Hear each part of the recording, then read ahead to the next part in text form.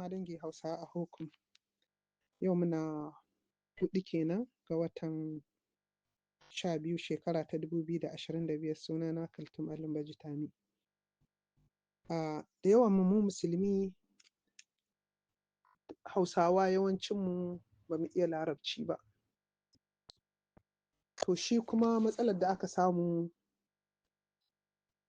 lokacin da addinin musulunci izo ƙasar Hausawa ba su karɓi musulunci ba da suka karanci Ƙur'ani.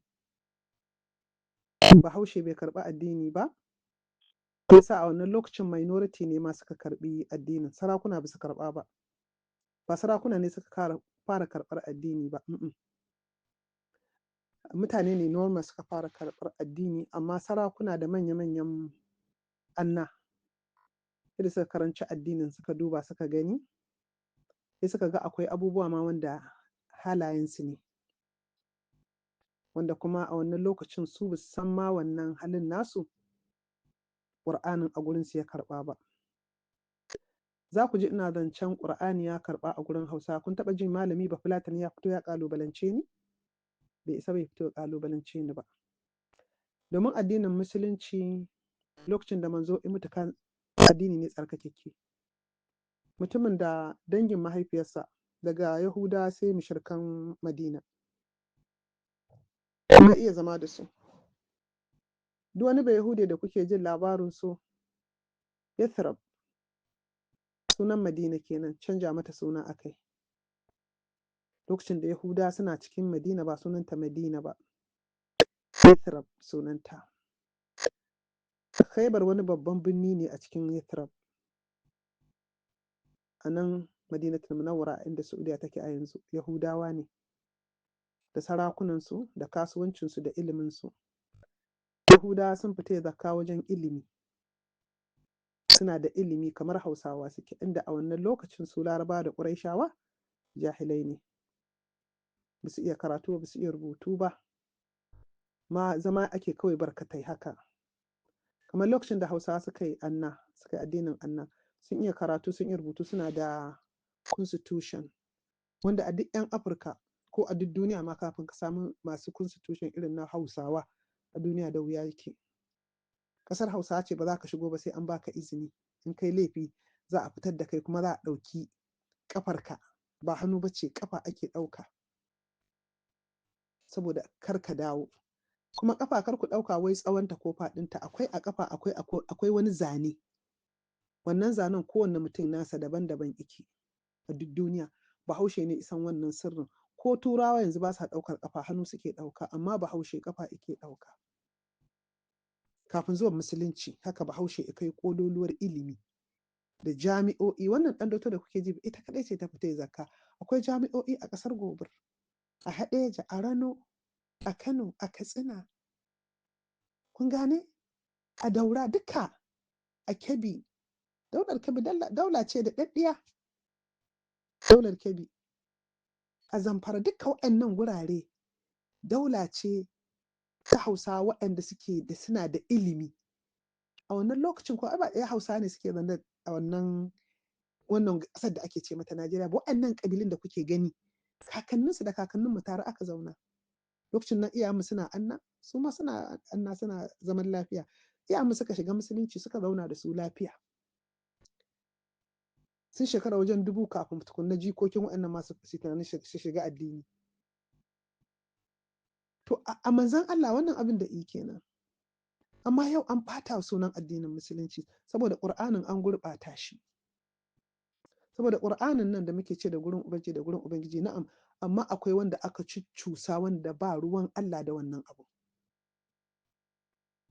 ‘Yan uwana Hausawa Musulmi, maganan nan na san za ta ɗaga muku hankali. Amma so nake in kun ji, ku kafirta ni, ku zage ni, ku yi ƙoƙari ku yi ilimi, ku yi bincike. Bayan zagin in kun huce ku yi bincike, za ku gano abin da nake faɗa. Ƙur'ani an buga shi bugun farko, amma manzo ya mutu. Lokacin da manzo ya mutu babu Alƙur'ani. A ƙirji ike. Wannan izo ice ni ma ina da kaza, wannan izo ice ni ma ina da kaza, aka harhaɗa aka buga. Bai wa shugabannin na Musulunci a wannan lokaci daidai ba, domin a wannan lokacin an faɗi adalci. da manzo ɗin yi, sai aka ce ba a yarda da shi ba, tunda babu bauta. Da a cikin Alƙur'ani ba bauta. A Alƙur'ani ba a yarda a yi bauta ba. Sarakuna ne na Fulani, sarakuna ne na Umayyin suka saka zancen bauta, wama malakata aymanukum. Mata 4, 5, 6, 7, 8, 9, ba irin abubuwan da ba ma ji. Wani abin ba na so in taɓo shi tukunna. Amma dai zancen ayoyi waɗanda ba da gurin Ubangiji suke ba a cikin Alƙur'ani suna nan da yawa. Misali, kamar wannan malami da Yarabawa suka gayyato, Fulani suka ajiye shi a Legas. Wanda abin ya bani mamaki, ƙasar Hausa ta fara gagara su, tunda ba za a zo a tare a ga yawan al'umma ba, amma sun gayyace su ƙasar Yaraba. Ce ice in mutum ba musulmi ba ne, za su ce shiga musulunci, in bai shiga ba za su yaƙe shi, za su karɓa dukiyarsa. Kuma in ya ce ba zai shiga ba ma, to sai ya biya tax. Sai ya biya tax in bai shiga musulunci ba. To kun ga musulunci ya zama dole kenan, ba don san ranka ba. Ɗan uwana Hausa, akwai mutanen da suka shiga musulunci ba don san ransu ba, don dole suka shiga. Ku yi haƙuri. Wannan ita ce gaskiyar. Da yadda kuka ga musulunci ya yi tasiri a yanzu, to sun karɓa ne, ba tilasta musu akai ba. Za ka kamar Indonesia, Malaysia, waɗannan duka ba tilasta musu akai ba, su suka karɓa don san ransu. To ya yi tasiri. Amma yawancin al'ummar musulmi wanda kuka ga a yau babu musuluncin a ɓangaren su, ta ƙarfi da yaji da duka da ƙasƙanci da wulaƙanci aka tirsasa su shiga. To ya ce shi wannan malami, idan suka samu wanda ba musulmi ba, za su ce mata ba za ka shiga musulunci ba, ba zan shiga ba, to he ka biya tax. Laifinsa ɗaya bai shiga musulunci ba, biya tax. To me isa manzan Allah, so nake ku musulmi Hausa ku tsaya ku ji, me isa manzan Allah lokacin nan yana da rai bai saka tax ɗin ba a 'yan Madina? Akwai Yahuda, akwai waɗanda ba su da addini kwata-kwata, akwai Kiristoci na Najran. Addinai 4 manzan Allah ya rayu da su. To duk wannan gaskiyar an ɓoye. Da yawa waɗanda ba musulmi ba, wanda ba su karanci addini ba, wallahi ba su san wannan gaskiyar ba. To idan da gaske ne, wannan ayar fa a cikin Alƙur'ani take. Idan da gaske ne wannan ayar gaskiya ce daga gurin Ubangiji ta sako, to me isa Allah din sai an tilasta mutum ya shiga a musuluncin? Me yasa Allah ba zai sa mutum ya shiga musuluncin ba? Tunda zuciyar mu Allah ne yake juya ta. Kuma me isa manzon Allah sallallahu alaihi wasallama bai sa ƴan uwansa sun shiga addini ba, kuma da ba su shiga ba, me isa bai karɓi tax a gunsu ba? Me isa bai karɓi tax? To kuma in haka ne, me isa tura ƴarsa wurin sarki na Kirista mai adalci a ba ƴarsa mafaka? Wannan mu musulmi nake so ƙwaƙwalenmu mu yi amfani da shi.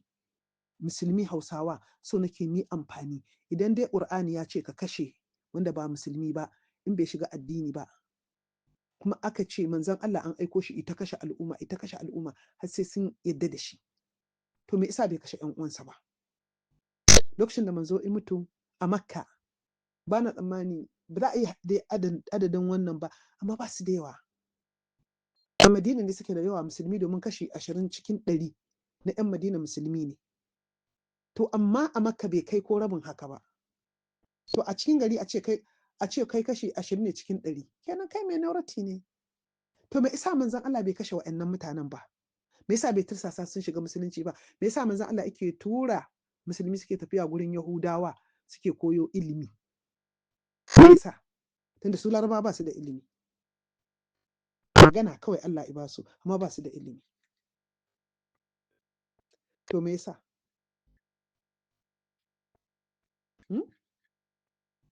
Me dalili? Wannan nake so mu tambayi kanmu. Kun ga ma'anatinsa, wani abun ƙwaƙwalenmu ya kamata in an ce umurt, an ba shi umarni. Wai ba shi umarni? Allah. Umirtu an uqatilin nas hatta yashhadu an la ilaha illallah wa anna Muhammadar Rasulullah. Da wannan fa ayar Fulani suke kashe mu yanzu. Da wannan ayar Fulani suke kashe Kiristoci. Mu tsaya mu faɗi gaskiya, mu musulmi. Duk wannan cece ku ce mu Hausawa musulmi mu ne maganin duk wannan ta'addancin, amma fa sai mun haɗi ɗan bida da zafi, sai mun fito mun faɗi gaskiya. Akwai ayoyi a Alƙur'ani ba gaskiya ba ce, sa su aka yi manzo bai san da zaman su ba.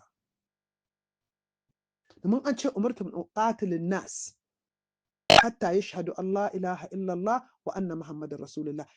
Wa ibahi umarnin Allah ne ibahi umarni ita kashe al'umma har sai sun ce ashhadu an la ilaha illallah wa ashhadu anna, to Allah ba shi da ƙarfi. To kuma me yasa manzon Allah bai ba? Kenan manzon Allah aiken da aka aiko shi bai yi ba. Mu tsaya mu faɗi gaskiya. Tunda manzon Allah yawancin ƴan uwansa dukkan su ba musulmi bane. Da ibar duniya ƴan uwansa kaɗan ne suka shiga cikin addinin musulunci.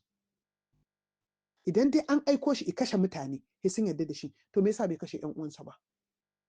Me isa ma karewa yace al-mulku lil quraish. Zan faɗa muku gaskiya, ina ɗan ɗaga muku kafa. Akwai sahabban da ba su shiga addini ba dan suna so ko sallah ba sai dan su yi mulki ne. Akai manzo yace al-mulku lil quraish. Ai a lokacin ya san ba musulmin bane. Musulmi Hausa dole sai mun nemi harshen Larabci idan mu musulmi ne, don mu san tarihi. Domin littattafan da ake sayar muku wanda nake zuwa nake gani a ƙofar ruwa duka littattafai ne na wasu 'yan iska, ba abin da gaskiyar addini ba ne. Ba a kawo littattafan addinin musulunci ƙasar nan, duk littattafan Fulani ne.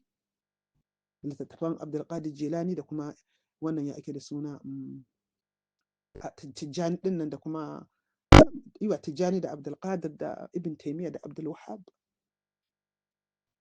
Su ne da ɗan Fodiyo da Abdullahi Gwandu da Bello ɗan gidan ɗan Fodiyo. Kuma duk wannan yana kira a kashe waɗanda ba musulmi ba. Wannan hadisi ne fa, ba a Qur'ani yake ba.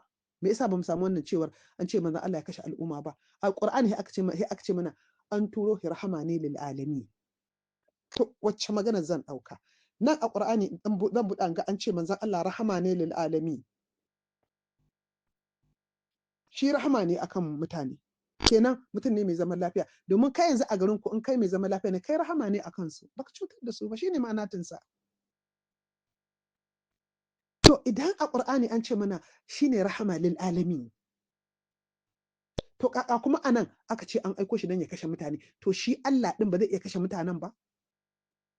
Allah ba shi da ƙarfin da zai kashe mutanen sai an aiko manzo ya kashe mutane? To me isa manzo da aka aiko shi kenan bai kawo aiken da aka yi masa ba kenan, domin bai kashe kowa ba. Ba za ku iya kawo min sunan mutum ɗaya wanda manzo ya kashe ba. Babu. Mu daina kawaici, waran ka fito muku ɓaro-ɓaro. Babu. Mutum ɗaya manzo ya filla kansa, babu. Amma a cikin hadisai an ce yayi. An gurɓata addini, wani addini da muke ciki Qur'ani da ake hannunmu an gurɓata shi yara, sai dai ku yi haƙuri. Fulani ku kafirta ni, ku yi uwar da za ku yi, ita ce gaskiyar. A kawo mana farkon Qur'ani da aka buga, aka ƙone, aka daɗa bugawa, aka ƙone, wannan na uku ne. Ina na ɗaya da na biyun?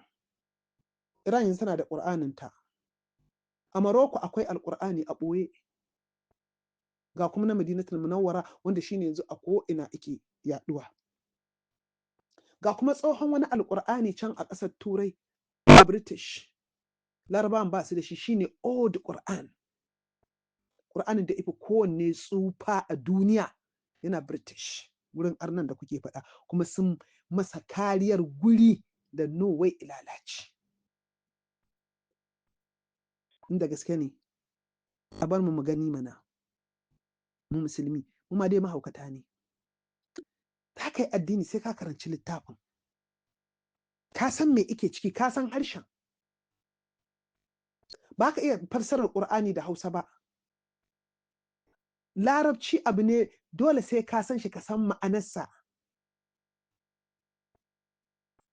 Yanzu kamar misalin suratul Naml, za ka iya ce ayat tururuwa? Ba ta zo ba da Hausa. Ko kuma suratul Baqara, ka ce ayar shanu? Ba ta zo ba da Hausa. Kenan sai ka karanci Alƙur'anin sai ka gano wacce Baqara ɗin ake faɗa. Ita Baqarar wacce saniyar ake faɗa? Saniyar ɗan Fodiyo? Wannan shine abin maganar. Wacce ita wannan saniya tana nan a duka wannan addinan. Saboda haka mu musulmi Hausawa sai mun koma adalcin kakanninmu da gaskiyar kakanninmu da faɗar gaskiya, saboda yara musulmi ku duƙufa wajen neman ilimin addinin musulunci da kuma sanin harshen larabci. Ba tare harshen larabci nake ba, amma kai in musulmi ne sai ka san abin da kake karanta. Kana karanta alƙur'ani baka san fassararsa ba. Abin da isa kenan waɗannan 'yan ta'addan Fulani suka ci galaba a kanku.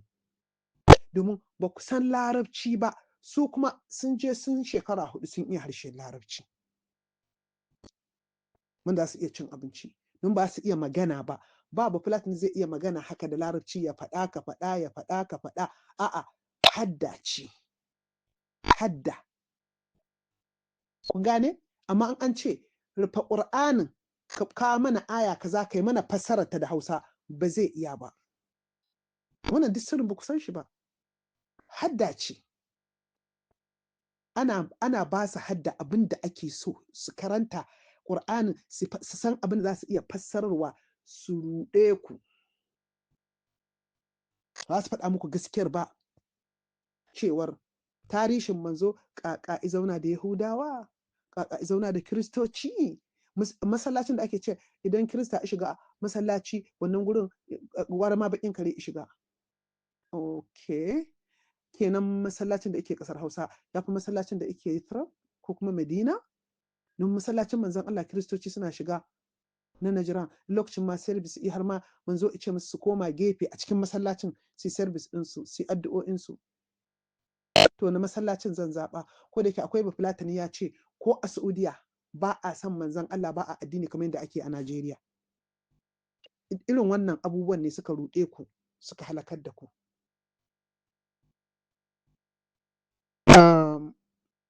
Zan ɗan ɗora wani abu. Bidiyon nan in yi tsawo kamar na rabin awa, ku yi haƙuri ku ji shi.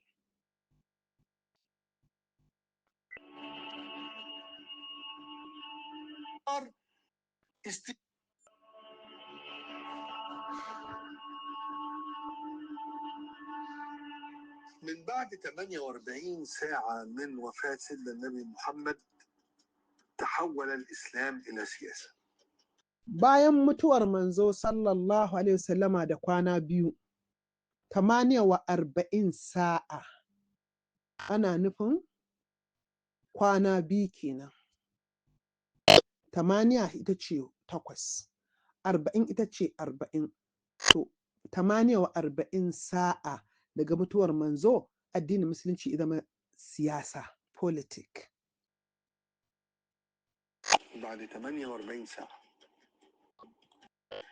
النبي محمد توفي يوم الاثنين، دفن يوم الأربعاء.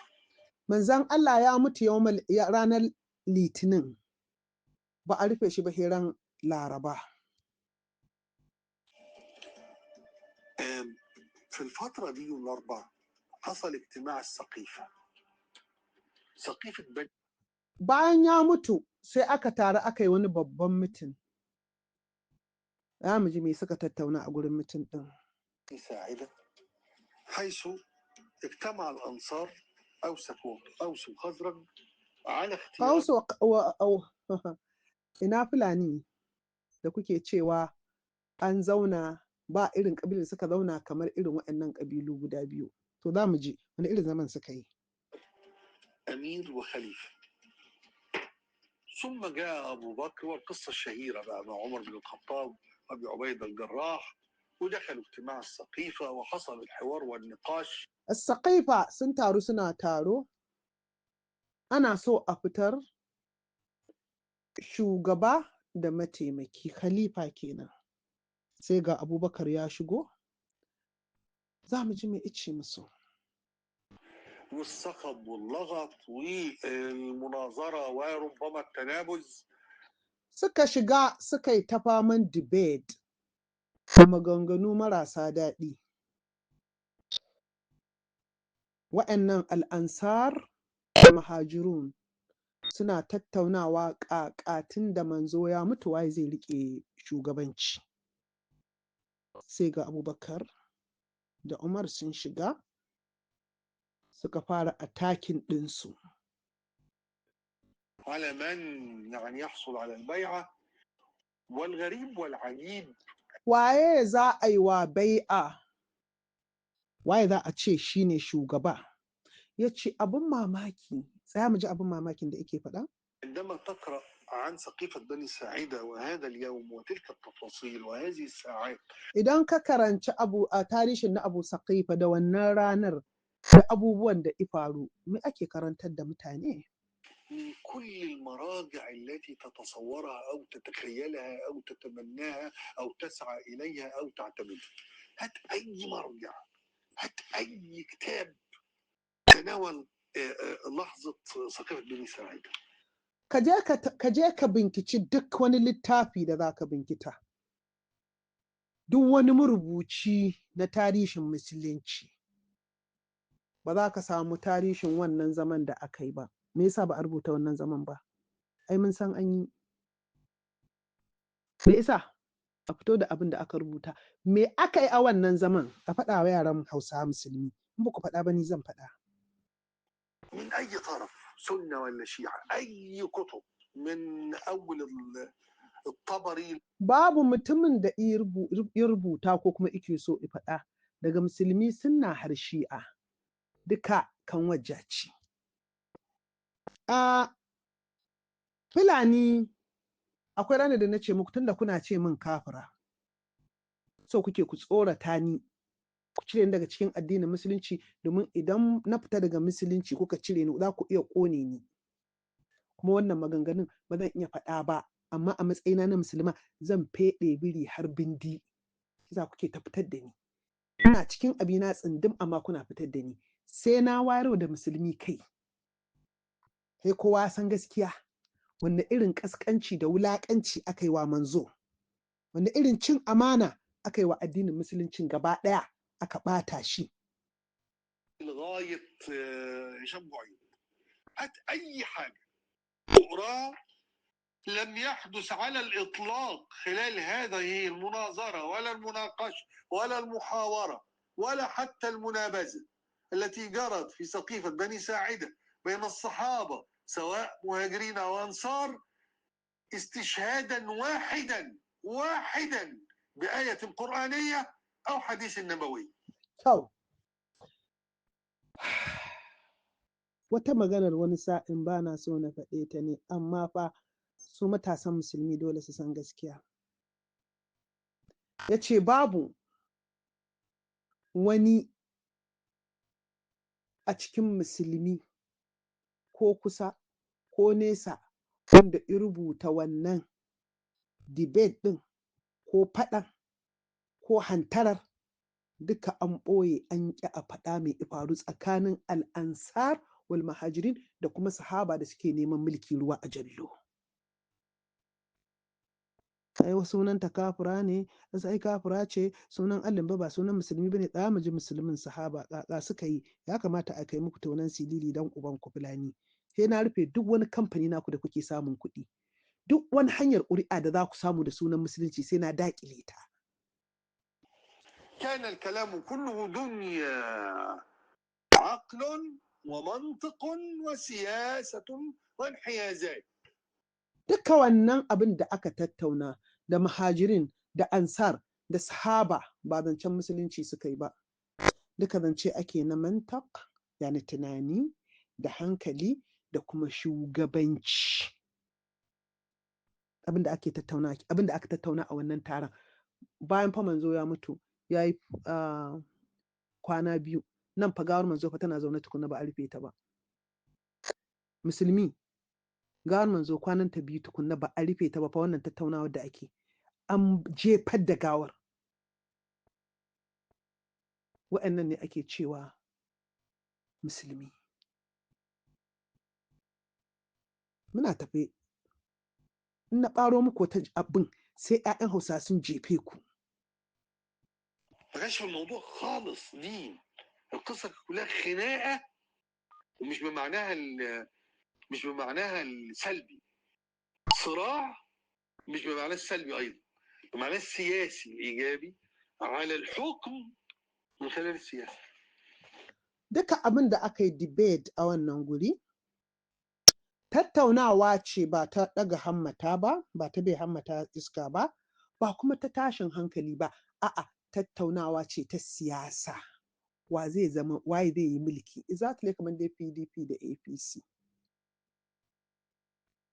Haka abin yake.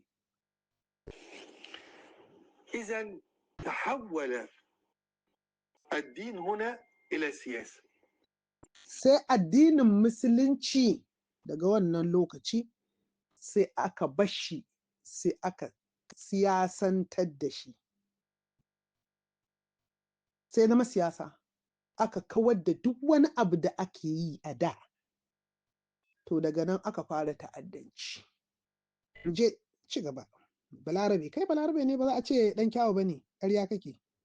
الدين فضل كما هو عبادات ومعاملات وفقه ويعني وبعد شوية علم الكلام وعقيدة، طول الوقت ماشي في خطه كدين.